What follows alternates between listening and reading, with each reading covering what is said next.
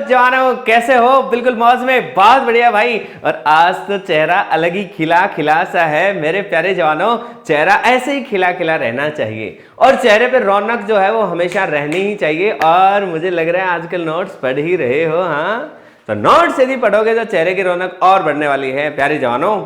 आज का टॉपिक बहुत बहुत इंपॉर्टेंट है और ये समझ लीजिए कि आज हम मैग्नेटिक इफेक्ट ऑफ जो करंट है इसका एक मोस्ट इंपॉर्टेंट टॉपिक पढ़ने वाले हैं प्यारे जवानों। इससे सिंपल चीज मार्केट में अवेलेबल ही नहीं है, मैंने बता दिया पहले आपको, हाँ? लेकिन बात समझने की है, बहुत प्यारी सी बात है, बहुत सिंपल सी बात है, समझने की बात है। तो आज पेन कॉपी तो उठा ही लो, साथ में अपना पूरा ध्यान सिर्फ लेक्चर पे हो। तो मेरे प्यारे जवानों, मैं आपको एक छोटी सी बात बताने वाला हूं आज कि भाई साहब कोई भी एक मूविंग चार्ज है उसको किसी मैग्नेटिक फील्ड में रखें तो कितना फोर्स लगता है। शायद हेडिंग से ही पता चल रहा होगा कि मूविंग चार्ज पर फोर्स है, इसका मतलब चार्ज एट रेस्ट पे फोर्स नहीं लगना है, हाँ? चलो ये देख लेते हैं हम धीरे धीरे, काहे की टेंशन है, ठीक है? तो मेरे प्यारे जवानों ध्यान से देखें, इससे पहले हम ये पढ़ चुके हैं, अब हम magnetic effect of electric current के दूसरे पार्ट में एंटर कर रहे हैं। इससे पहले हमने करंट, जो इलेक्ट्रिक करंट है उसके कारण मैग्नेटिक फील्ड पैदा होता है, ये ऑलरेडी पढ़ लिया था, ये ऑलरेडी डिस्कस कर लिया था। आज हम लोग जानने वाले हैं कि भाई साहब मैग्नेटिक फील्ड तो ऑलरेडी प्रेजेंट है, वो किसके कारण हो सकता है? वो किसी मैग्नेट के कारण भी हो सकता है, किसी करंट कैरिंग स्ट्रेट कंडक्टर के कारण भी हो सकता है, किसी लूप के कारण भी हो सकता है। There are so many different sources मेरे प्यारे जवानों। लेकिन आज हम लोग जानेंगे कि यदि मैग्नेटिक फील्ड एग्जिस्ट कर रहा है, उसमें यदि कोई चार्ज पार्टिकल रख दें तो उस पर कितना मैग्नेटिक फोर्स लगेगा। तो जवानों हमने डिफरेंट एक्सपेरिमेंट्स करे, याद रखें, डिफरेंट एक्सपेरिमेंट्स करें जवानों। बहुत प्यारा सा टॉपिक है, बस पूरा ध्यान इधर लगाए रखना। हमने अलग अलग यदि एक्सपेरिमेंट्स करें तो प्यारे जवानों हमने ये पाया कि यदि कोई चार्ज पार्टिकल है जिसका मैग्नीट्यूड Q है, हम मान लेते हैं कि चार्ज पार्टिकल पे चार्ज का जो मैग्नीट्यूड है वो Q ले लेते हैं हम, चार्ज ऑफ द पार्टिकल ले लेते हैं हम Q। और यदि हम ले लेते हैं साहब V जो है वो हम उसकी वेलोसिटी ले लेते हैं, वेलोसिटी ऑफ चार्ज पार्टिकल ले लेते हैं। ध्यान से समझना, मैं वेक्टर फॉर्म में लिख रहा हूं इसलिए मैं वेक्टर लगा देता हूं।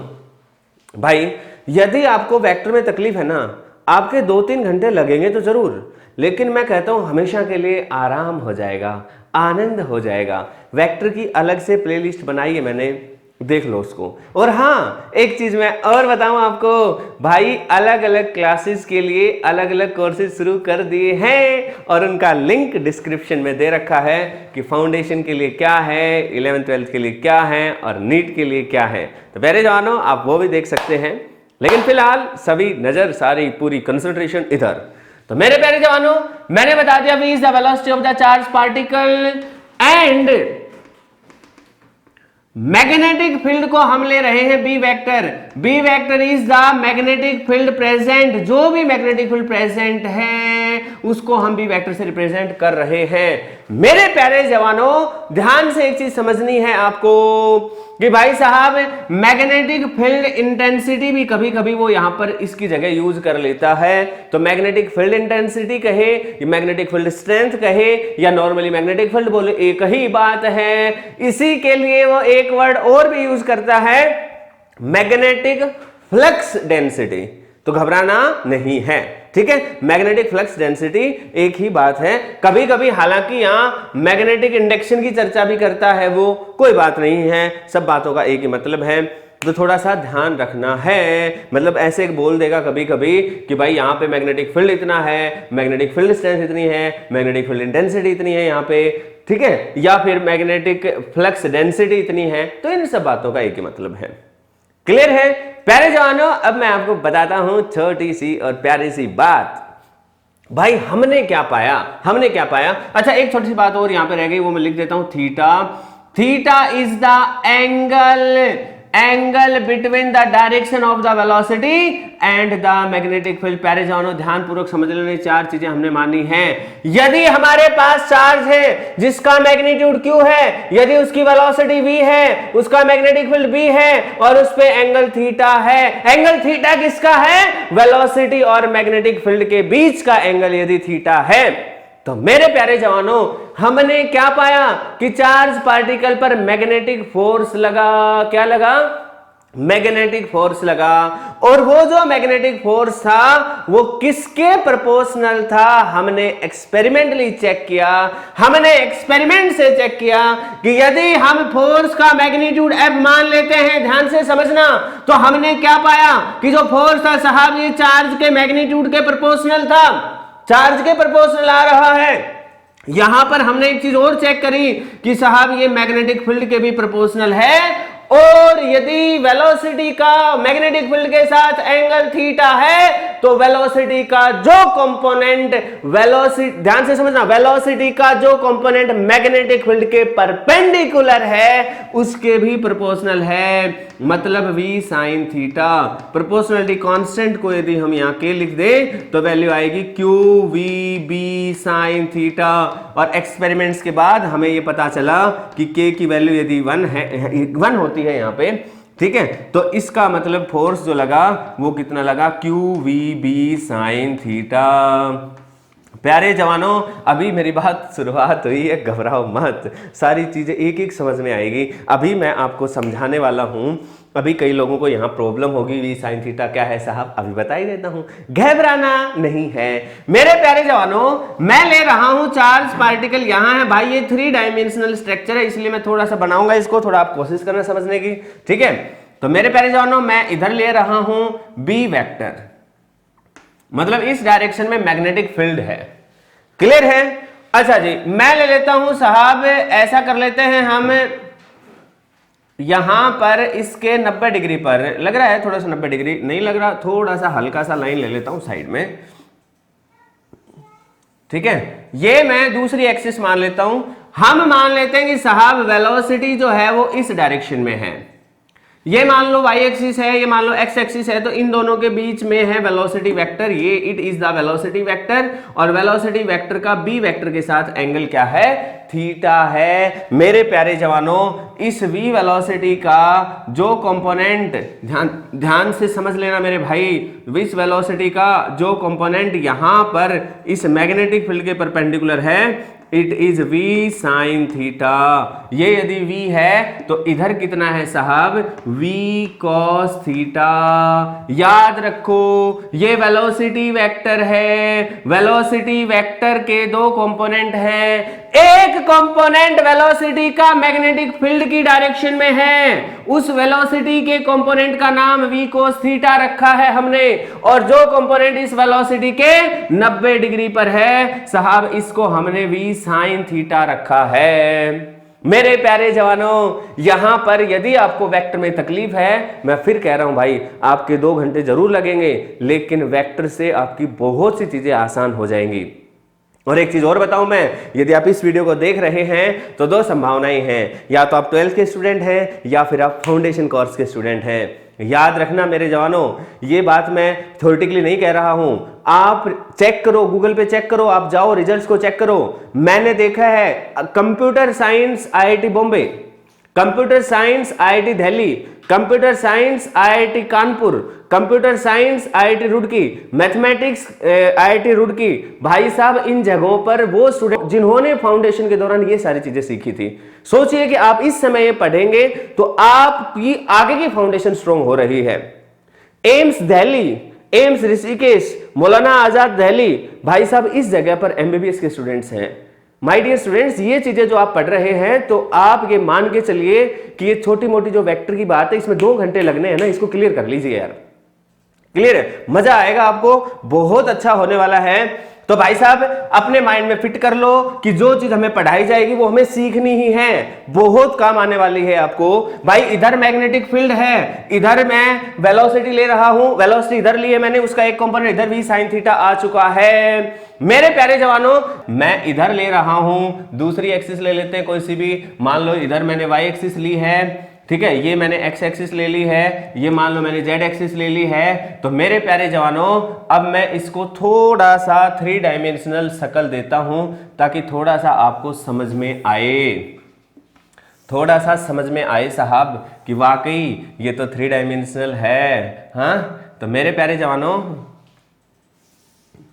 मेरे प्यारे प्यारे और बहुत ही बहादुर जवानों, थोड़ा सा एक काम आपको करना पड़ेगा मेरे लिए इस लाइन को थोड़ा सा मैं टेढ़ा करता हूं ताकि थोड़ा सा आपको 3 डायमेंशनल फीलिंग आए। इसका कंसेप्ट से कोई लेना देना नहीं है, विजुअलाइजेशन से लेना देना है, लेकिन फिजिक्स में जो चीज विजुअलाइज होगी वही तो समझ में आएगी यार। ठीक है, तो मैं इसको ऐसे ले लेता हूं।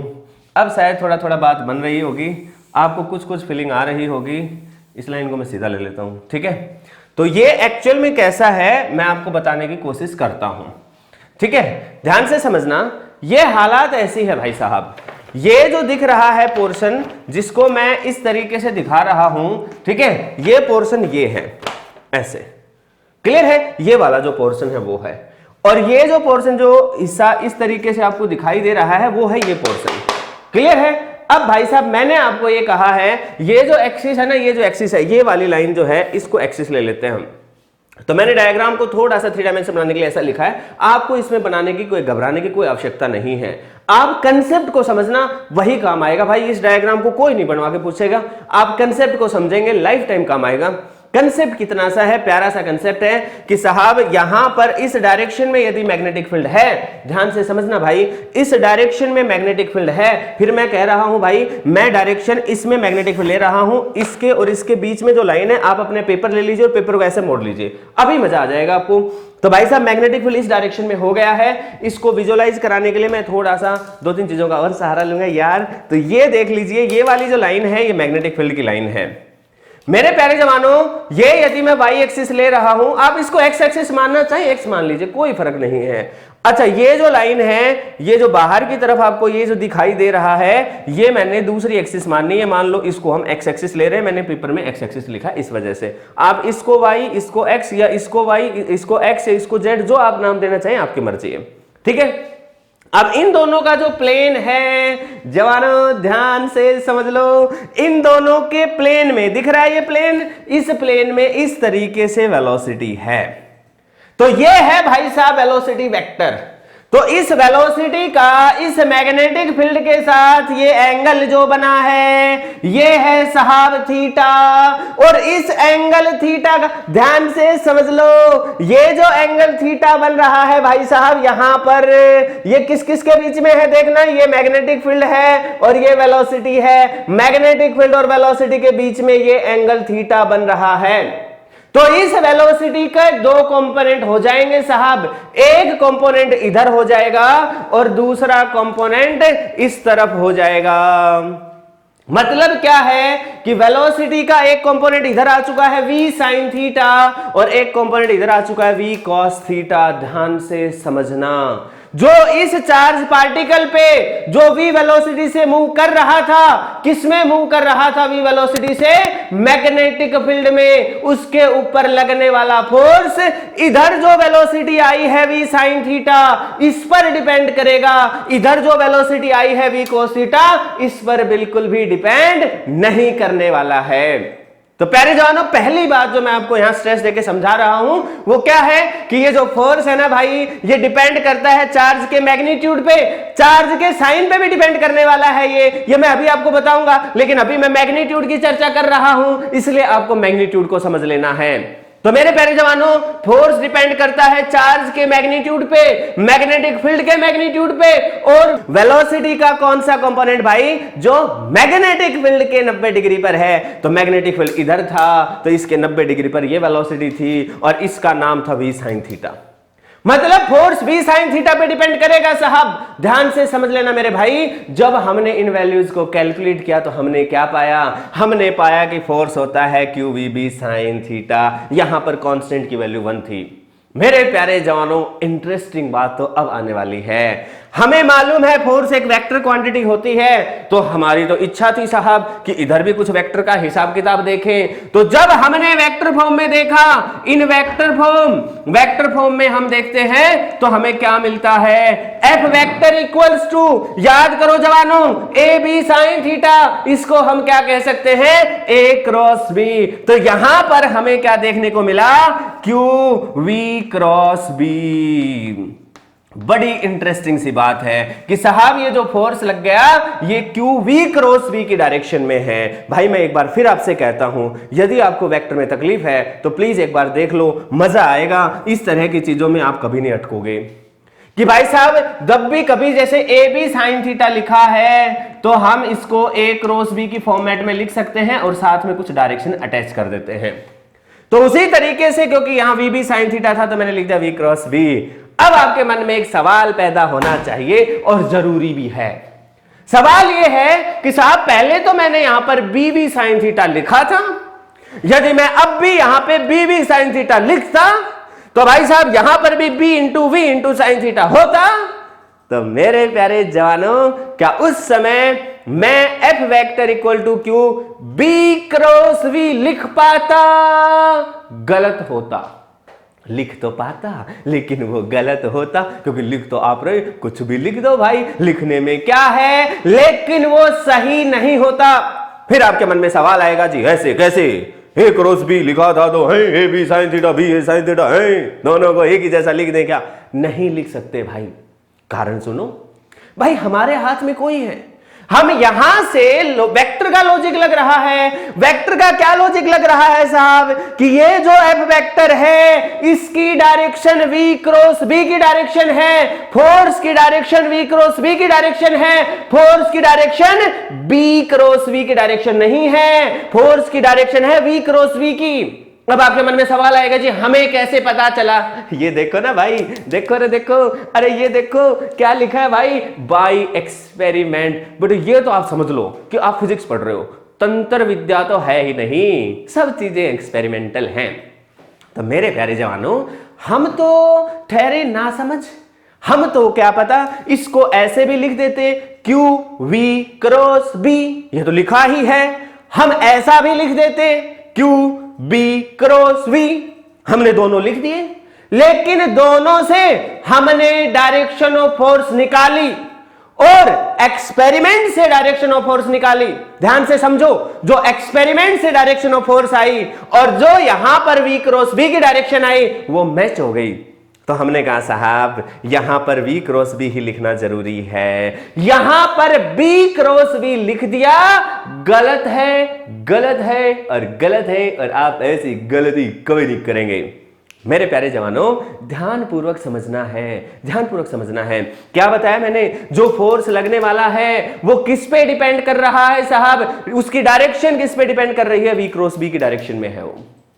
मैं इसके तरीके बताऊंगा, घबराओ मत। अभी तो मैं सिर्फ ये बता रहा हूं कि फोर्स होता ये है, एक एक को निकालना सिखाऊंगा कि वी क्रॉस वी आएगा किधर। आप तो रात को सपने में भी कोई पूछेगा ना आपसे, आप तो ऐसे निकालोगे डायरेक्शन, डायरेक्शन में गलती होगी ही नहीं।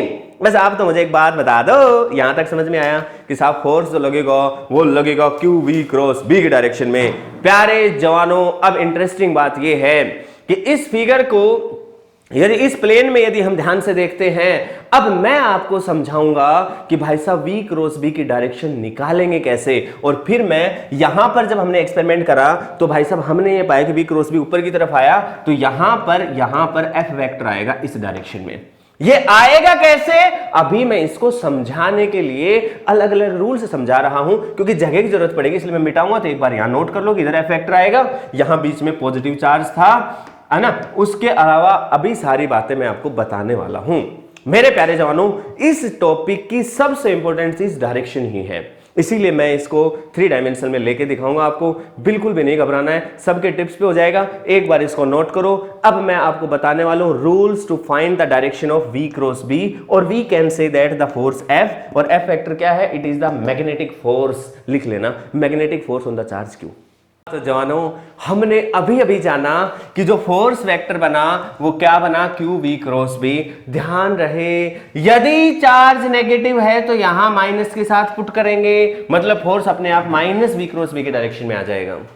क्लियर है? मतलब देखो, चार्ज पॉजिटिव है तो चार्ज प्लस में पुट होगा, माइनस में है तो माइनस में पुट होगा। ध्यान रखना है, प्लस का चार्ज है, इफ चार्ज इज पॉजिटिव तो इसका मतलब एफ वेक्टर की जो डायरेक्शन है और v क्रॉस b की जो डायरेक्शन है वो दोनों सेम है।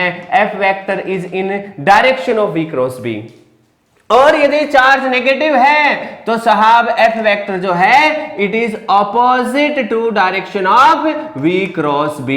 अभी मैं आपको निकालना सिखा रहा हूं, घबराओ मत प्यारे जवानों, मजा आने वाला है आज। तो आज हमें डायरेक्शन निकालने का मौका मिलेगा और उसके लिए पहला रूल ये रहा आपके सामने, फ्लेमिंग्स लेफ्ट हैंड रूल। प्यारे जवानों तैयार हो जाओ। हाँ भाई साहब, सब लोग अपने लेफ्ट हैंड रूल को तो मतलब लेफ्ट हैंड रूल सीखेंगे हम, तो अपने जो दोनों हाथ ना, ये राइट है और ये क्या है लेफ्ट, तो थोड़ा सा भाई साहब इसको घुमा लो, एक्सरसाइज करवा लो थोड़ा थोड़ा थोड़ा थोड़ा। हाँ, अभी मैं पहले आपको एक केस करवाने वाला हूं कि जो वेलोसिटी है जानबूझकर मैं मैग्नेटिक फील्ड के परपेंडिकुलर ले रहा हूं। ध्यान रहे, ताकि आपको एक बार रूल समझ में आए। दूसरे एंगल्स पे क्या होगा मैं एक्सप्लेन करूंगा ना यार, क्यों घबरा रहे हो? ठीक है, तो अभी आप समझेंगे कि हम ले रहे हैं वेलोसिटी और मैग्नेटिक फील्ड के बीच का एंगल 90 डिग्री है, तो उसके लिए जो रूल आता है वो है फ्लेमिंग्स लेफ्ट हैंड रूल। प्यारे जानों, ये तो दिख रहा होगा आपको, हाँ दिखाई दे रहा है, दिखाई दे रहा है, हाँ लेकिन ये राइट हैंड है। लेफ्ट को देखो यार, लेफ्ट में आप अपने इस तरीके से करेंगे, क्या कहते हैं इसको, अरे क्या कहते हैं, चुटकी बजाना। बिल्कुल सही बात है। तो आप अपने हाथ को बिल्कुल जिस तरीके से चुटकी बजाते हैं ना, इस तरीके से करिए अपने आप ही। देखिए तो, अरे देखिए तो भाई, ये जो फिंगर है ये तो थंब है, आप सबको मालूम है ये थंब है ना भाई। अरे डाउट है कि यार इसमें भी, अरे ये थंब है यार आपका खुद का पर्सनल, अपने हाथ को देखिए। और थंब के साथ वाली जो फिंगर है इसको क्या कहते हैं, इसको फोर फिंगर कहते हैं। क्या कहते हैं साहब, फोर फिंगर। फोर फिंगर का मतलब चार फिंगर नहीं है, फिंगर तो एक ही, FORE, फोर फिंगर। ठीक है, और ये जो फिंगर है it is centre finger. Clear है भाई साहब? ये बीच वाली फिंगर हो गई है, इसके दो चीजें इधर है, दो इधर है, और ये जो बच गई अंगूठे के और सेंटर वाली फिंगर के बीच में, इसको फोर फिंगर बोल दिया हमने। अब इनको जो फ्लेमिंग्स लेफ्ट हैंड रूल है, तो फ्लेमिंग्स भाई साहब ने क्या कहा, फ्लेमिंग्स भाई साहब ने ये कहा कि अपने लेफ्ट हैंड के थंब, फोर फिंगर और सेंटर फिंगर को इस तरीके से अरेंज करो कि तीनों एक दूसरे के परपेंडिकुलर हो। दिख रहा होगा। अब आपके मन में एक सवाल आएगा कि जी ये भी तो परपेंडिकुलर है। बात तो ठीक है, देखो ढंग से दिख रहा है, ये थंब है, ये कौन सी फिंगर है, फोर फिंगर है, और ये सेंटर फिंगर है, ये भी तो परपेंडिकुलर है। ये और ये एंगल 90 डिग्री है, ये और ये एंगल भी 90 डिग्री है, ये और ये एंगल भी 90 डिग्री है। ऐसे नहीं करना। फ्लेमिंग्स भाई साहब ने क्लियरली कहा कि इस तरीके से करना है। याद रहे, याद भूल जाओ तो करना क्या है, चुटकी बजाना तो नहीं भूलते हो ना। चुटकी बजाएंगे तो ये फिंगर अपने आप आगे जाएगी, ऐसे करते हैं, ऐसे अपने आप आगे जाती, वैसे ये फोर फिंगर अपने आप आगे जाएगी। तो प्यारे जवानों ये अच्छा दूसरा तरीका बता देता हूँ याद रखने का। मुट्ठी बंद होती है, मुट्ठी को खोलना है, अंगूठा खोलो पहले, फिर इस उंगली को खोलो, इसको पूरा खोल दो जितना खोल सकते हो, लेकिन दूसरे वाले को थोड़ा कम खोलो। लो अब ठीक है। अब फोर फिंगर, सेंटर फिंगर और थंब तीनों एक दूसरे के परपेंडिकुलर हैं। क्या आपको पता है, क्या आपने कभी जाना है FBI के बारे में? है FBI, याद आया नहीं आया? मैं बता रहा हूं ना यार, FBI मतलब ये है कि मेरे प्यारे जवानों, यदि हमारी फोर फिंगर मैग्नेटिक फील्ड की डायरेक्शन में पॉइंट करे, कहां पे पॉइंट करे भाई साहब, मैग्नेटिक फील्ड की डायरेक्शन में, और ये जो हमारी सेंटर फिंगर है ये पॉजिटिव चार्ज की डायरेक्शन में पॉइंट करे। अब आपको तो मालूम है कि जिधर पॉजिटिव चार्ज की मोमेंट होती है हम उसको डायरेक्शन ऑफ करंट भी कह सकते हैं। मतलब हम ये भी कह सकते हैं कि इस डायरेक्शन में करंट फ्लो कर रहा हो, और मतलब करंट कैरिंग कंडक्टर हो, मैग्नेटिक फील्ड इस डायरेक्शन में हो। अब देखो भाई, पॉजिटिव चार्ज की मोमेंट होती है इधर या करंट जाता है इधर, बात तो एक ही बात है। तो मेरे प्यारे जवानों, यदि हम ध्यान से समझना, ये है आई डायरेक्शन ऑफ करंट, ये है मैग्नेटिक फील्ड बी, इधर है भाई साहब, तो ये उस समय क्या होगा एफ, एफ बी आई, क्या बोला एफ बी आई, क्या बोला एफ बी आई, याद हो गया एफ बी आई। लेकिन ध्यान रहे FBI नाम में FBI में F सबसे पहले है, लेकिन स्टेटमेंट लिखते समय सबसे लास्ट में आना चाहिए नंबर। हम क्या कहेंगे, किस तरीके से लिखेंगे, हम लिखेंगे कि if the velocity of positive charge particle, velocity of positive charge particle, याद रखना, थोड़ा सा अपने दिमाग को खुला रखना मेरे भाई, velocity of positive charge particle, इसी चीज को हम कह सकते हैं और current in the conductor, current in the conductor, conductor में जो करंट है वो,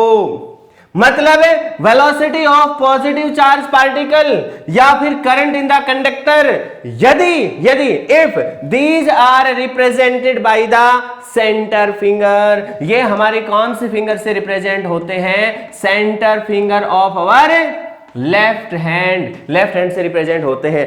and the external magnetic field, जो बाहर से मैग्नेटिक फील्ड लगाया गया है, it is represented by the four finger, चारों फिंगर से नहीं रिप्रेजेंट हो रहा है, फोर फिंगर मतलब ये वाली finger. Then the extended thumb, याद रखना भाई साहब, then the extended thumb of our left hand will give the direction of magnetic force. बहुत ही आसान चीज है ये भाई साहब, सबको अच्छे से आना चाहिए। अब मैं आपको यूज करने के लिए डिफरेंट एग्जांपल्स कराने वाला हूं, तैयार हो जाओ मेरे प्यारे जवानों, तैयार हो जाओ, तैयार हो गए, अभी कराई देता हूं भाई साहब। आप सबको याद होगा दो सिंबल्स हम लोग यूज करते हैं, ये क्रॉस का निशान है, किसके लिए, इनके लिए, इन कोई चीज होगी तो हम क्रॉस लिखेंगे और डॉट लगा देंगे तो हम क्या कहेंगे कि साहब वो चीज आउट है। अब मैं पहला एग्जांपल लेता हूं, एग्जांपल क्या ले रहा हूं, मैं कह रहा हूं भाई साहब मैग्नेटिक फील्ड इस जगह क्रॉस है, मैग्नेटिक फील्ड अंदर की तरफ है और भाई साहब आर्टिकल इधर जा रहा है, वेलोसिटी इधर है, फोर्स बताओ। ये पहला एग्जांपल है। दूसरा एग्जांपल, भाई साहब वेलोसिटी अंदर की तरफ है और भाई साहब इधर है मैग्नेटिक फील्ड, बताओ भाई साहब बताओ। तीसरा फोर्स, मेरे प्यारे जवानों में जानबूझ के मैं पहले ही कह चुका हूं, मैं 90 डिग्री वाले केस ले रहा हूं, अभी 90 डिग्री पे नहीं होगा तो क्या होगा मैं बताऊंगा ना यार, काहे की टेंशन लेते हो। प्यारे जवानों, यदि मैं कह दूं वेलोसिटी वेक्टर इधर है और मैग्नेटिक फील्ड नीचे की तरफ है तो बताओ क्या होगा। क्लियर है? चलो 3 एग्जांपल बहुत हैं और एक चौथा हमने जो स्टार्टिंग में डेरिवेशन किया था उस समय जो लिखा था, अभी चित्र बनाया था, वो वाला ले लेते हैं। तो पहले तो उसी की बात कर लेता हूं मैं। उसके अंदर मैंने क्या किया था देखते चलना मेरे प्यारे प्यारे जवानों। इधर मैंने लिया था मैग्नेटिक फील्ड, याद होगा नहीं कि याद, यार पन्ना ही तो पलटना है नोट्स का, देख लो। अरे भाई साहब नोट्स नहीं बनाए तो वीडियो को पीछे करके देख लो यार, और तो क्या करें। हाँ तो भाई साहब इधर है मैग्नेटिक फील्ड और इधर है वेलोसिटी का 90 डिग्री का कंपोनेंट। मैं अभी ऑलरेडी ये मान रहा हूं वेलोसिटी है ही इधर, क्योंकि उसका पैरेलल कंपोनेंट तो फोर्स में कोई कंट्रीब्यूट करता ही नहीं है। तो थोड़ी देर के लिए मान लो वेलोसिटी इधर है, घबराओ मत, वीडियो से बाहर कोई आएगा यार, ठीक है। तो भाई साहब ये वेलोसिटी है इधर, ठीक है। अब भाई क्या करना है, अपने लेफ्ट हैंड को, अब मैंने क्योंकि लेफ्ट में पकड़ रखा है तो मैं थोड़ा सा अरेंजमेंट करता हूं कि राइट से पकड़ लेता हूं और लेफ्ट से आपको रूल यूज करके दिखाता हूं। तो मेरे प्यारे जवानों बेहद आसान चीज है, हम अपने पहले लेफ्ट हैंड को घुमाएं घुमाएं घुमाएं घाएं, घूम गए। अब देखो भाई ये क्या होता था, मैग्नेटिक फील्ड किधर होना चाहिए, इधर, गिवन क्वेश्चन के अकॉर्डिंग तो इधर। ये क्या होता था, वेलोसिटी किधर होनी चाहिए, इधर, इधर ही है ऑलरेडी, तो फोर्स कहाँ आएगा, ऊपर। उस डायग्राम में मैंने फोर्स ऊपर ही कहा था। तो मेरे प्यारे जवानों आई होप आपको समझ आ गया होगा, मैंने कहा था फोर्स का एरो ऊपर लगा लो, अभी समझ में आ जाएगा ऊपर कैसे आया। अब आ गया होगा समझ में, आ गया, बहुत बढ़िया है। नहीं आया तो बता दो। अच्छा अब देखो ये एग्जाम्पल, इसने क्या कहा है, मैग्नेटिक फील्ड अंदर की तरफ है। कोई बात नहीं साहब, मैग्नेटिक फील्ड अंदर है, ये आपका अपना लेफ्ट हैंड है, इसमें ये फिंगर होती है मैग्नेटिक फील्ड वाली, इसको अंदर की तरफ लेके जाओ। भावुक मत हो जाना कभी, हाँ यहीं से घुमाने लग जाओ भाई साहब, नया कारनामा हो जाएगा, ठीक है ना। आप इसको हाथ को ही घुमा लो, ठीक है। और साहब वेलोसिटी किधर है, इधर। ध्यान से देखो, मैग्नेटिक फील्ड अंदर है, velocity of the charge particle इधर है, फोर्स कहां लगा? ऊपर। याद रहे मैं तीनों ही एग्जांपल में चार्ज पॉजिटिव मान रहा हूं, चार्ज नेगेटिव का केस होगा तो आंसर उल्टा आएगा, वो भी मैं कराऊंगा, घबराओ मत। तो मेरे प्यारे जवानों, क्या आपको समझ में आया? ये था मैग्नेटिक फील्ड, हमने किया अंदर। अच्छा, कई बार पता है गलती क्या होती है, मैग्नेटिक फील्ड है जी अंदर जी, अच्छा जी ये वेलोसिटी है जी इधर, ए जी अरे तुड़वाओगे क्या हाथ यार? अरे हाथ को तुड़वाओगे, अब इसको इधर घुमाओगे, है जी पड़ोस में बैठा रहेगा, उसके लगेगी जाके। हाँ, पेपर के दौरान तो थोड़ा अपने हाथ को फ्लेक्सिबल रखो ना यार, इधर भी घूम सकता है, इधर भी जा सकता है, तो थोड़ा तसल्ली से घुमाओ। इसको अंदर घुमाना था तो आप यहां से ऐसे क्यों मोड़ रहे हो? आप थोड़ा यार पेन लेके ऐसे हो जाओ। भाई साहब वेलोसिटी अपने आप इधर आ गई है, मैग्नेटिक फील्ड का वेलोसिटी इधर हो गई, मैग्नेटिक फील्ड अंदर हो गया, तो फोर्स थंब जो है वो फोर्स कहां है? ऊपर। इसका मतलब इस केस में जो फोर्स आएगा वो कौन सी डायरेक्शन में आएगा भाई साहब? इस डायरेक्शन में। अब क्लियर हो गया? बहुत बढ़िया, मजा आ गया। अच्छा इसको देखो, इसने क्या कहा, मैग्नेटिक फील्ड इधर है, हमने अपने फिंगर को इधर रख लिया, फिर इसने कहा जी वेलोसिटी तो अंदर है, तो जी वेलोसिटी को अंदर कैसे ले जाए? अरे तुड़वाओगे हाथ भाई, इधर से नहीं हो रहा तो कोई नहीं, दूसरी तरफ भी घूमती है उंगली, घबराओ मत। तो ये वाली जो फिंगर थी इसको अंदर की तरफ लेके जाओ, बोर्ड की तरफ, तो फोर्स कहां आएगा? नीचे। थंब नीचे आया इसलिए फोर्स नीचे हो गया। अब बताओ समझ में आ रहा है? कुछ कुछ हल्का हल्का आ रहा है, हल्का हल्का आ रहा है, आ रहा है, बहुत बढ़िया।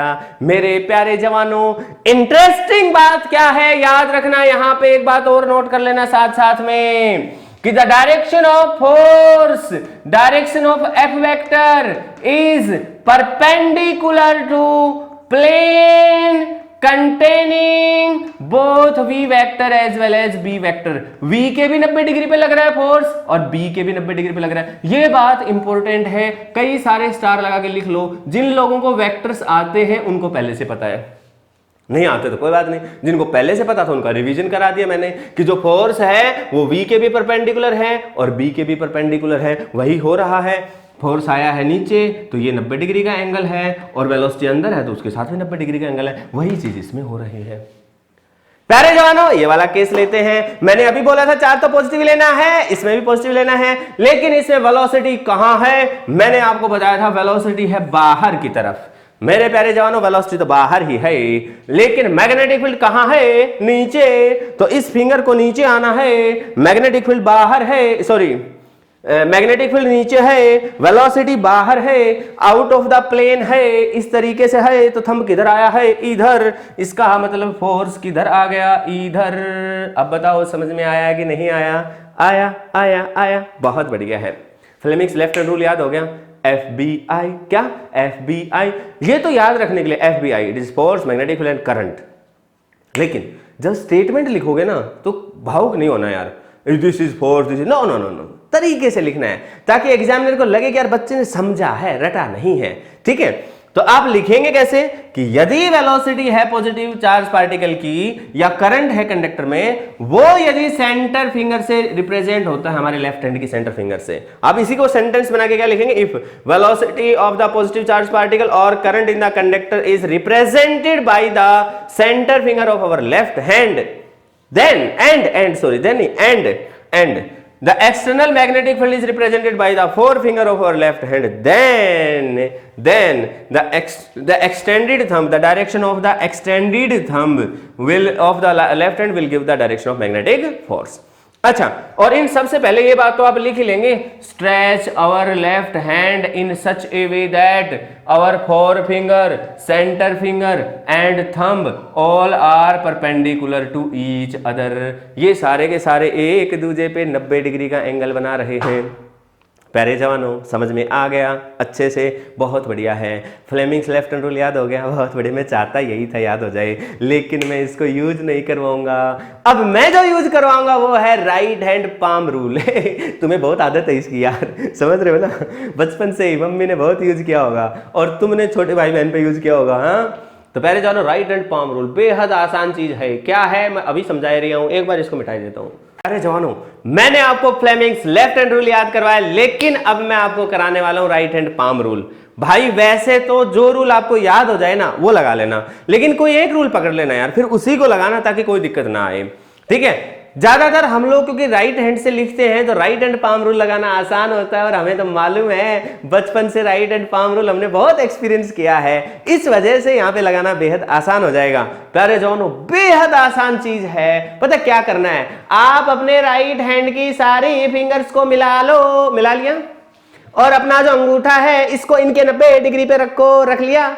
याद रहे मैं अभी वो केस करा रहा हूं डायरेक्शन समझाने के लिए जो वेलोसिटी 90 डिग्री पे और मैग्नेटिक फील्ड के है, तब थोड़ा समझने में आसान है, इसलिए बाद में अलग अलग एंगल पे कराऊंगा ना यार, काहे की टेंशन है। ठीक है, तो भाई साहब क्या करना है, आप अपने राइट हैंड को ढंग से घुमा लो, इसको ढंग से घुमा लो ताकि लफड़ा ना रहे हैं। अब भाई सारे फिंगर एक साथ, और ये है अंगूठा, अंगूठा है साहब ऊपर, ऊपर कहां पे है, ऊपर। अब भाई साहब यदि हम इस तरीके से अपने राइट हैंड को रखते हैं और मैग्नेटिक फील्ड जो है उस डायरेक्शन में हम अपनी इन फिंगर्स को करें, ध्यान रहे हम क्या कर रहे हैं, हम अपने राइट हैंड की फिंगर्स को, हम अपने राइट हैंड की फिंगर्स को किसकी डायरेक्शन में कर रहे हैं, मैग्नेटिक फील्ड की डायरेक्शन में। एंड जो हमारा थंब है, याद रहे थंब और फिंगर्स के बीच में 90 डिग्री का एंगल बन रहा है, याद रहे मैं बार बार बोल रहा हूं। तो जवानों, थंब यदि हमारा रिप्रेजेंट करता है direction of velocity of positive charge या फिर डायरेक्शन ऑफ करंट, यदि डायरेक्शन ऑफ पॉजिटिव चार्ज या डायरेक्शन ऑफ करंट की डायरेक्शन में हमारा अंगूठा रहता है, उस समय देन यदि ऐसा होता है, if this and this then our हथेली, our palm of our right hand की जो palm है वो उस डायरेक्शन में होगी जिस डायरेक्शन में मैग्नेटिक फोर्स लगेगा। बेहद आसान और नायाब चीज है मेरे प्यारे जवानों। मैंने 3 एग्जांपल दिए थे पिछले केस में, आप उन तीनों एग्जांपल्स में इस रूल को यूज करके उनको वेरीफाई करेंगे और यदि आंसर वेरीफाई होता है तभी आप वीडियो को आगे प्ले करेंगे। अभी मैं आपको 3 और अलग एग्जांपल्स लेके करवाता हूं ताकि यूज करना आ जाए आपको। ठीक है, तो अब मैं कोई एग्जांपल ले लेता हूं। माना कि मैग्नेटिक फील्ड था बाहर की तरफ और वेलोसिटी थी माना कि इस तरफ है। अब बताओ साहब आंसर क्या आएगा, बेहद आसान है, राइट हैंड पाम रूल लगाना है।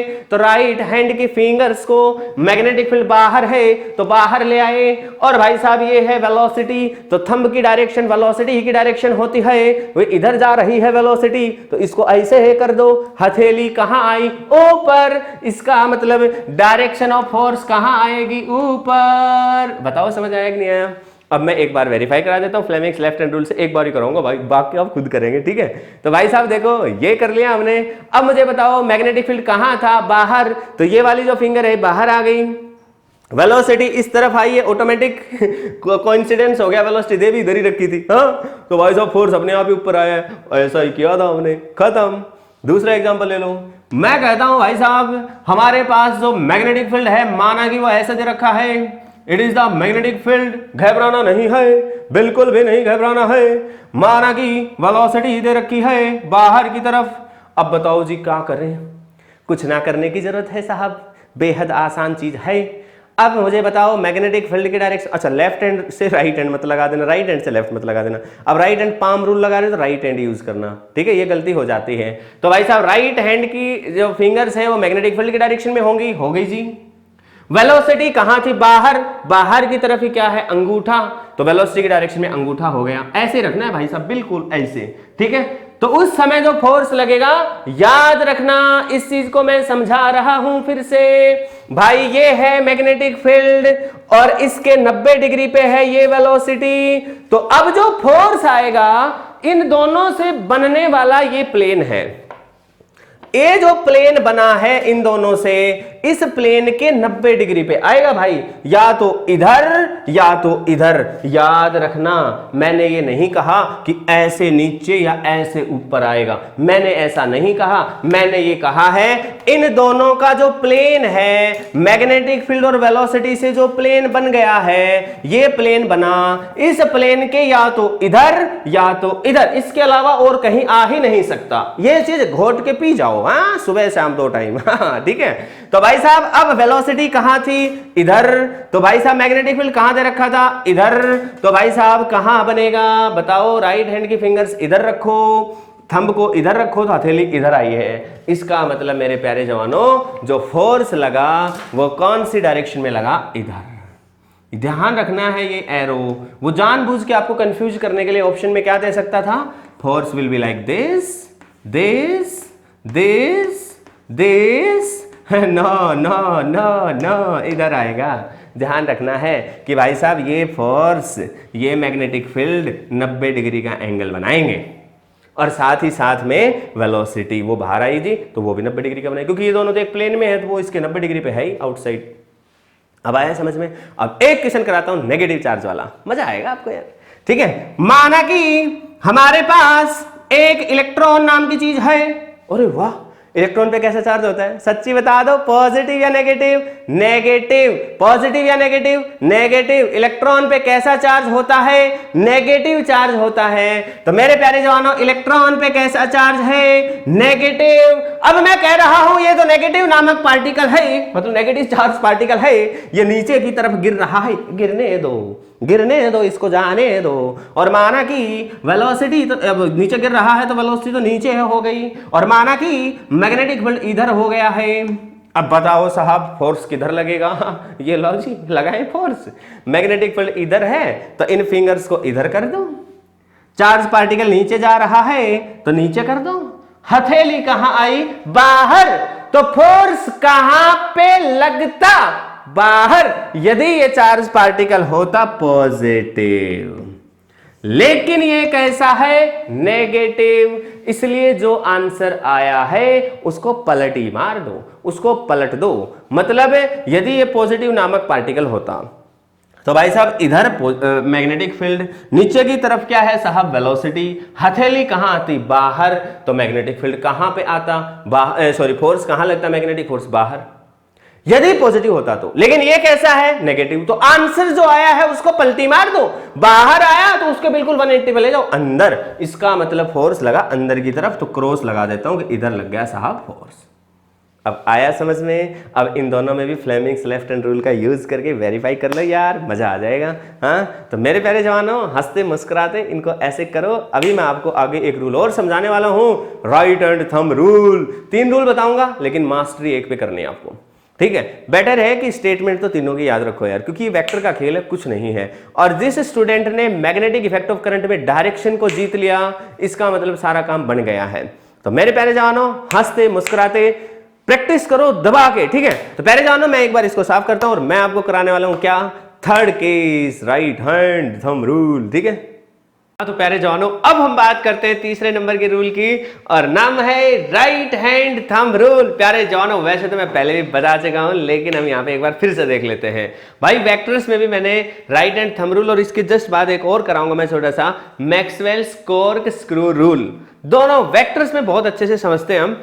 कभी भी याद रखना, एक रोज बी की डायरेक्शन निकालनी हो ना, कभी भी आपको एक रोज बी की डायरेक्शन निकालनी हो, लेटर से ये वेक्टर ए है, मान लो ये वेक्टर बी है, तो आपको बता रखा है मैंने इन दोनों के बीच में जो छोटे वाला एंगल होता है उसको angle theta between the vectors कहते हैं। जैसे देखो ना, एक एंगल तो ये भी है कि ये बाहर वाला एंगल भी तो है, लेकिन जो छोटा एंगल है वो ये है, तो इसे ही हम एंगल बिटवीन द वेक्टर्स कहेंगे, राइट। और इस एंगल बिटवीन द वेक्टर्स को याद रखना, ए से बी की तरफ घुमाते हैं तो जो थंब आएगा जिस डायरेक्शन में वो ए क्रॉस बी की डायरेक्शन होती है।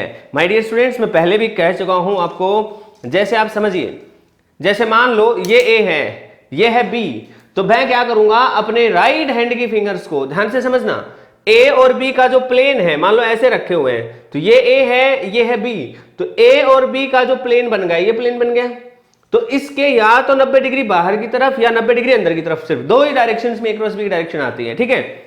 तो आपको क्या करना है, ए क्रॉस बी है तो ए के ऊपर अपने फिंगर्स को इस तरीके से रखना है कि थंब जो है वो या तो बाहर की तरफ होगा या अंदर की तरफ होगा, ठीक है। तो अब आपको इस तरीके से मान लो हमने रख दिया, अब बी की तरफ फिंगर्स को घुमाना है, मुट्ठी बंद करनी है। भाई साहब अब इस डायरेक्शन में घुमा के मुट्ठी बंद नहीं कर सकते क्योंकि एंगल ये है, तो एंगल की डायरेक्शन में घुमाना है, तो इधर वैसे नहीं कर सकते क्योंकि भाई साहब मुट्ठी बंद नहीं होती, इंसान है हम यार। तो इस तरीके से रखेंगे हम, ए पे रखेंगे, बी की तरफ घुमाएंगे तो थंब कहाँ आएगा, अंदर। इसका मतलब ए क्रॉस बी की डायरेक्शन कहाँ आएगी, अंदर।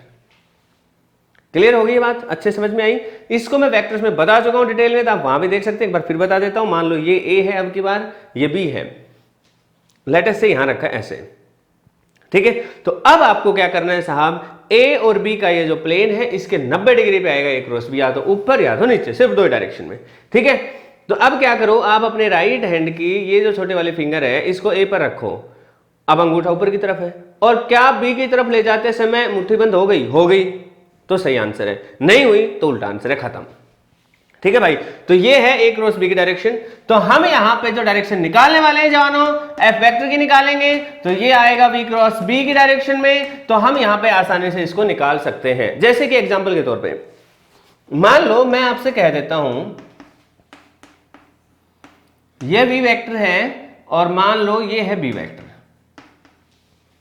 समझना, मतलब वी वेक्टर में इसको ले रहा हूं, ये अंदर की तरफ हो गया और बी वेक्टर इधर हो गया। अब अपने को वी क्रॉस बी निकालना है, तो ये प्लेन दिख रहा है आपको, इसके या तो ऊपर आएगा तो नीचे आएगा। अब मान लो मैं बी के ऊपर फिंगर रखूं, तो बी की तरफ तो घूम नहीं सकती, मुट्ठी बंद नहीं हो सकती, तो ऐसे तो नहीं आएगा। इसका मतलब कैसे आएगा? ऐसे, और करके देख लो, वी पे फिंगर रख के बी की तरफ घुमाओगे तो मुट्ठी बंद भी हो रही है। इसका मतलब कहां आया? वो नीचे की तरफ आया, तो इसका मतलब साहब नीचे की तरफ हो जाएगा एफ वेक्टर। क्लियर हो गया है? तो ये राइट हैंड थंब रूल का यूज करके भी आप डायरेक्शन निकाल सकते हो जवानों। मैं ये इस वजह से बता रहा हूं क्योंकि ऑब्जेक्टिव क्वेश्चन में वो नाम देके पूछ सकता है कि कौन से रूल का यूज करके हम फोर्स की डायरेक्शन निकाल सकते हैं। तो यहां पर एक रूल और आ सकता है जो आपको पूछा जा सकता है, this is Maxwell's cork screw rule. अब आपके मन में सवाल आएगा जी ये क्या है जी? अरे बेहद आसान है जी। आपको क्या करना है, आप सबने स्क्रू तो देखे ही होंगे, ठीक है। अब स्क्रू नहीं देखे तो मैं आपको याद दिला देता हूं, भाई साहब इस तरह का होता है स्क्रू, देख रखा होगा यार, ठीक है। अरे पेन देखा है, पेन को खोल के देखा है जी, जैसे लाइक स्क्रू। लेकिन आपने कभी देखा और नोटिस किया हो तो जिस तरीके से पेन खुलता है बंद होता है, आपका जो व्हाइटनर होता है, जो फ्लूइड व्हाइटनर पेन के फॉर्म में आता है, ठीक है, या मार्कर होता है, वो उस तरह से खुलता है बंद होता नहीं है, ठीक है। डेमो दिखाऊं? दिखाता हूं। जानो मैंने दो चीजें ली हैं, एक लिया है पेन, दूसरा लिया है मैंने आपका व्हाइटनर। ध्यान से समझना जानो, मैं पहले आपको जो मेरे हाथ में ये व्हाइटनर का पेन जैसा है इसको मैं दिखा रहा हूं, ध्यान से देखना तभी आपको समझ में आएगा, ठीक है। मैंने इसको पकड़ रखा है ऊपर वाले पार्ट को, और इस नीचे वाले पार्ट को अब मैं चाहता हूं कि इसको क्लोज करूं।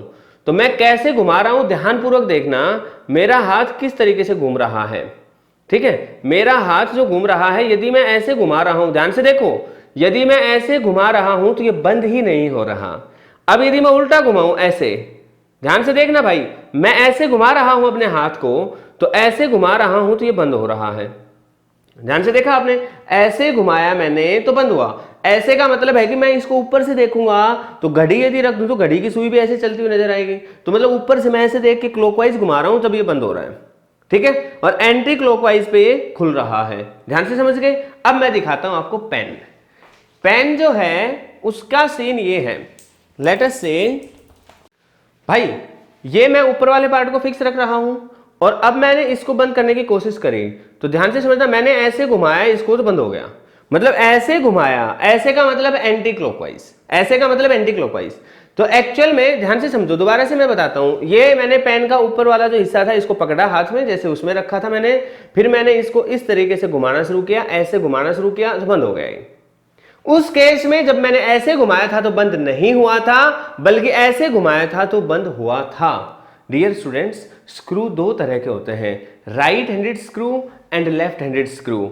तो इस वजह से जो मैक्सवेल्स कॉर्क स्क्रू रूल है ये थोड़ा सा स्टूडेंट्स को कंफ्यूजन में डाल देता है। हालांकि इसके बारे में हमें थोड़ी सी बात जरूर पता होनी चाहिए कि दो तरह के स्क्रू है।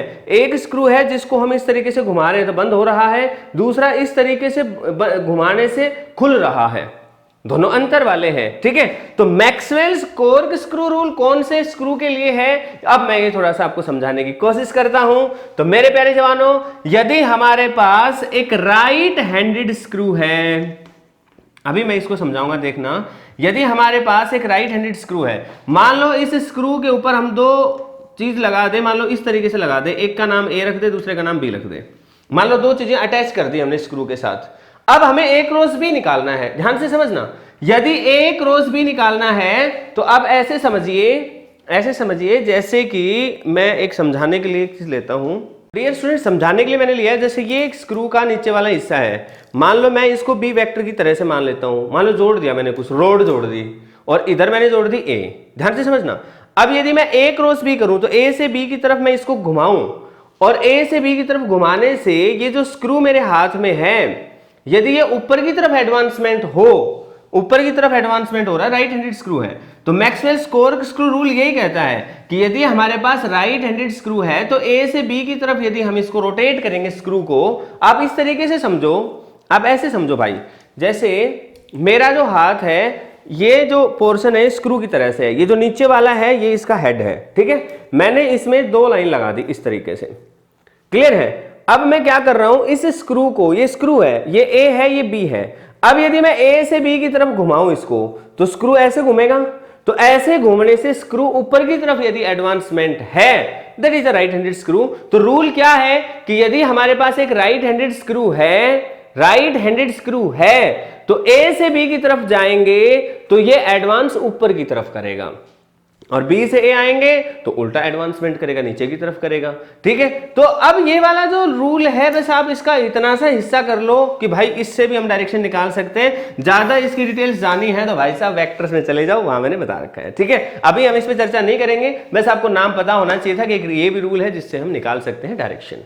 क्लियर हुई बात? तो प्यारे जवानों, ये सारी बातें मैंने डायरेक्शन के लिए बताई। अब मैं आपको फटाक फटाक इसके स्पेशल केसेस आपको कराने वाला हूं, कब फोर्स लगेगा कब नहीं लगेगा, हाँ, और जब एंगल 90 डिग्री नहीं होगा तो आपको कैसे करना है, तो एक बार मैं इसको साफ कर लेता हूं। हाँ तो जवानों, अब हम बात कर लेते हैं स्पेशल केसेस की। तो पहले मैं एक फॉर्मूला अपना रिलेशन था वो लिख देता हूं, F = QVB sin थीटा। तो अब है पहला स्पेशल केस 1, स्पेशल केस 1। पहला केस क्या है साहब, यदि थीटा की वैल्यू 0 डिग्री हो जाए या फिर 180 डिग्री हो जाए, इसका मतलब यह है कि v वेक्टर और b वेक्टर दोनों या तो पैरेलल हो जाए या फिर क्या हो जाए, एंटी पैरेलल हो जाए, एक दूसरे के पैरेलल हो जाए या तो फिर एंटी पैरेलल हो जाए। प्यारे जवानों, साइन 0 डिग्री और साइन 180 डिग्री दोनों ही 0 होते हैं, इस वजह से हम कहेंगे कि साहब उस समय कोई मैग्नेटिक फोर्स नहीं लगेगा। प्यारे जवानों ध्यान से समझ लेना, मैग्नेटिक फोर्स नहीं लगा। कब नहीं लगा मैग्नेटिक फोर्स? जब एंगल थीटा की वैल्यू क्या हो गई है, 0 डिग्री या 180 डिग्री। आपको एक बात और बताऊंगा मैं कि यदि मान लो हमारा चार्ज पार्टिकल रेस्ट पे है, दूसरे केस में मैं कह देता हूं कि इफ चार्ज पार्टिकल रेस्ट पे है, ध्यान से समझ लेना, यदि उसकी स्पीड 0 है, चार्ज पार्टिकल रेस्ट पे है, तो भी फोर्स 0 लगा। मतलब यदि रुका हुआ चार्ज पार्टिकल है तो मैग्नेटिक फोर्स नहीं लगा। यदि चार्ज पार्टिकल की वेलोसिटी और मैग्नेटिक फील्ड के बीच का एंगल 0 डिग्री या 180 डिग्री है तो भी मैग्नेटिक फोर्स नहीं लगा। अब यहां पे बहुत अच्छा क्वेश्चन बनता है, वो कहेगा कि एक चार्ज पार्टिकल था, मैग्नेटिक फील्ड में था, उस पर नेट मैग्नेटिक फोर्स 0 लगा है और इलेक्ट्रिक फील्ड वगैरह कोई नहीं, अभी सिर्फ मैग्नेटिक फील्ड ही प्रेजेंट था, ठीक है, उस पर मैग्नेटिक फोर्स 0 लगा है। क्या इसका मतलब यह है कि वहां मैग्नेटिक फील्ड 0 था? ना जी ना, ऐसा कोई जरूरी नहीं है। मैग्नेटिक फील्ड हालांकि दे रखा है उसने, तो वो ये भी पूछ सकता है कि क्या ऐसा जरूरी था कि पार्टिकल रेस्ट पे था? ना जी ना। तो तीनों घटनाएं हो सकती है, पार्टिकल के बीच वेलोसिटी और मैग्नेटिक फील्ड के बीच का एंगल 0 डिग्री या 180 डिग्री हो सकता है कि चार्ज पार्टिकल खुद रेस्ट पे हो, और ज्यादा से ज्यादा ये भी हो सकता है कि भाई मैग्नेटिक फील्ड भी गायब हो। तो मैग्नेटिक फील्ड गायब है तो मैग्नेटिक फोर्स की बात ही नहीं होगी। तो प्यारे जवानों आपको ध्यान रखना है। अब मैं करता हूं तीसरे केस की बात, इफ थीटा = 90 डिग्री, यदि थीटा 90 डिग्री हो जाए प्यारे जवानों, फोर्स की वैल्यू होगी QVB sin 91 होता है, और ये जो फोर्स है ये मैक्सिमम होगा, मैक्सिमम होने वाला है फोर्स ये। प्यारे जवानों यहां पर एक बहुत इंपॉर्टेंट बात आपको याद रखनी है कि जो डायरेक्शन होगी इस फोर्स की, the direction of force F is perpendicular to the V as well as direction of F is perpendicular to the magnetic field B। हालांकि मैं इसको ऑलरेडी बता चुका हूं, लेकिन दोबारा से मैंने रिवाइज कराया। अब बात ये आती है मेरे प्यारे जवानों, यदि थीटा की वैल्यू 0 डिग्री भी नहीं है, 90 भी नहीं है, और कोई और एंगल है, theta equal to any other angle, all different cases में जितने एंगल लिए उनके अलावा कोई एंगल है, तो क्या होगा? तो मेरे प्यारे जवानों, उस सिचुएशन में उस वेलोसिटी का एक कंपोनेंट, मान लीजिए ये मैग्नेटिक फील्ड B है, माना कि ये वेलोसिटी है V, तो इस वेलोसिटी के दो कंपोनेंट हो जाएंगे। एक कंपोनेंट मैग्नेटिक फील्ड की डायरेक्शन में आ जाएगा V cos थीटा, और दूसरा कंपोनेंट आ जाएगा V sin थीटा। उस समय मेरे प्यारे जवानों, हम लोग, मैं इसको मोशन ऑफ चार्ज पार्टिकल के टॉपिक में जो अगली वीडियो जो बनाऊंगा उसमें मैं इनको डिटेल में बताने वाला हूं, लेकिन यहां पर जो काम की चीजें सिर्फ इतनी बता रहा हूं कि भाई उस समय आप इस चीज को ऐसे समझ लीजिए कि ये दो क्वेश्चन है। एक क्वेश्चन ये है कि मैग्नेटिक फील्ड और वेलोसिटी कितनी है, V cos थीटा, दोनों एक ही तरफ हैं, तो इसके कारण मैग्नेटिक फोर्स 0 लगेगा। और दूसरा क्वेश्चन क्या है कि साहब मैग्नेटिक फील्ड इधर है और V sin थीटा इधर है, तो फिर इसके कारण ये एंगल 90 डिग्री का हो गया है, तो फिर इस हिस्से के कारण मैग्नेटिक फोर्स निकालेंगे। अब जो डायरेक्शन वाली बात है उसमें भी तो यही करना है मेरे भाई। जब जब एंगल 0 डिग्री या 180 डिग्री दे रखा है, जब तो फोर्स की बात ही नहीं होगी। पार्टिकल रेस्ट पे होगा तो फोर्स की बात ही नहीं होगी। जब थीटा 90 डिग्री होगा तो मैं बता ही चुका हूं, और जब थीटा 90 डिग्री के अलावा कुछ होगा तो उस सिचुएशन में उस वेलोसिटी के दो कंपोनेंट ले लो, मतलब वेलोसिटी का वो हिस्सा ले लो जो वेलोसिटी मैग्नेटिक फील्ड के 90 डिग्री है। तो ये वाला केस ही बन जाएगा डायरेक्शन निकालने के लिए। माना कि मैग्नेटिक फील्ड इधर था, वेलोसिटी इधर थी, तो हमने इधर वाली वेलोसिटी नहीं ली, क्योंकि ये वाली वेलोसिटी किसके इक्वल थी, इसका एक कंपोनेंट इधर और एक इधर। तो इधर वाले कंपोनेंट का मैग्नेटिक फील्ड में कोई रोल नहीं था, लेकिन इधर वाले के कारण था। और इधर यदि वेलोसिटी होती है मैग्नेटिक फील्ड के 90 डिग्री पे है, तो इसके कारण डायरेक्शन निकालने के 4 रूल मैंने बता दिए। तो मेरे प्यारे जवानों, आपको तसल्ली से सारी बातें अच्छे से कर लेनी है। तो प्यारे जवानों, हंसते मुस्कुराते रहो, ऐसे फिजिक्स पढ़ते रहो। और हाँ, जाते जाते मैं एक चीज और बता रहा हूं कि इसके अपने वीडियो के डिस्क्रिप्शन लिंक में कौन कौन से अभी लेटेस्ट कोर्स लॉन्च किए हैं वो मैंने बताए आपको, एक बार देख सकते हैं आप। फाउंडेशन के कोर्सेज हैं, नीट का क्रैश कोर्स भी है, 12th का भी है, जो भी है वो सारा आपको डिस्क्रिप्शन में मिल जाएगा। और जिन स्टूडेंट्स को जो ये कहते हैं कि साहब फिजिक्स में हमें प्रॉब्लम है, आप प्लीज वहां तक, उन तक ये वीडियो जरूर पहुंचाएं ताकि किसी का भला हो सके। प्यारे जवानों, हंसते मुस्कुराते ऐसे फिजिक्स पढ़ो, मौज करो। Goodbye, take care.